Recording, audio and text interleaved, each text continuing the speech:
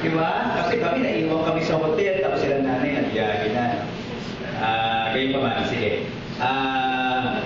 Walang mabibili sa punto kasi para pare-pareho ng ating kaalaman. Una, dalawa yung klase ng kaso. Dalawang sets. Yung isang set ay yung mga ibang biktima ni Sergio. Yung pangalawang set ay yung reklamo ng Villoso family. Yung mga nagreklamo ng mga biktima, nakasampa na po yung kaso ng large-scale illegal recruitment. At meron namang warrant of arrest si Sergio. Nakapilit na po si Sergio at si Lacanilaw sa provincial jail ng Nueva Ecija. Yung magaganap sa June 1, yan ay dapat ang huli preliminary investigation. Yung pagsusumiti nga ng mga counter affidavit, bahagi po yan ng preliminary investigation. May posibilidad na maaaring hindi yun ang pinakahuli kasi pwede magpatawag pa ang prosecutor na tinatawag na clarificatory hearing kung gusto niya, no? Doon sa pinakahuling hearing, magbibilang po tayo pinakamatagal na 2 buwan. Pinakamatagal bago maglabas ng resolution yung piskalya kung sasampahan nga ng human trafficking, stop at large-scale illegal recruitment. Ano nilalaman nung counter affidavit ni Sergio? Nabanggit na ni Sol na ang pinakamahalaga dito yung walang pagkatubili na sinabi na inosente talaga si Mel. Pero kailangan makita natin buo kasi dagdag doon sa sinasabing wala siyang kasalanan ay dinibuho yung kwento. Tatlo lamang ang nakita namin kumuni doon sa kwento ni Mary Jane at doon sa kwento ni Sergio. Una, magkasama sila papuntang Malaysia. Pangalawa, parehong hotel ang kanilang pinuntahan. Ano yun? Sunset Hotel, no? Sa Malaysia. Pangatlo, meron dalawang African-looking na lalaki na lumapit. Doon lang. Yung iba na, yung bago, habang pagkatapos, iba na ang dinibuho ni Vincent. At yung mga nilakit na mga dokumento, walang kinalaman sa kaso tungkol sa walang record, etc. etc. Isa pang punto, medyo hardball ang laban ni Sergio. Bakit kaya? 3 punto.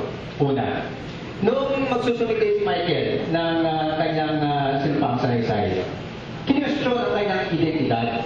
Samantalang alam na ng buong sambayanan kung sino si Michael. At sa katunayan, nandun si Sergio, tsaka sa Lacanilaw, para sabi, si Michael nga yan.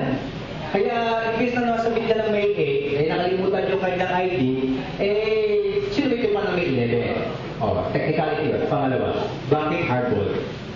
Humihingi ang kampo ni Sergio ng mga kopya ng mga verdict sa Indonesia. Anong kinalaman ng verdict kay Mary Jane doon sa asunto diretso kay Sergio? Ang inaakusahan doon, hindi naman si Mary Jane, di ba? Ang inaakusahan si Sergio. Pangatlo, noong kauli-ulihan, iginita naman na dapat daw ibasura yung affidavit ni Mary Jane. Dahil hindi daw personal ang pinanumpaan sa harap ng piskalya. Ayon sa batas at ayon sa sitwasyon, hindi kinakailangan. Sapat na yung consul doon sa Indonesia. Okay. Ano nangyari? Yung aming mga katuwang na abogado, humihingi na sa atin ng kopya ng kontrasalaysay at yung salin sa bahasa para bago pa man matanggap ng Attorney General ng Indonesia yung official communication na dapat ginagawa ng DOJ at DFA ay meron na silang pinangahawakan para alam na nila kung ano ang kanilang gagawin. So, sige, anong prospects?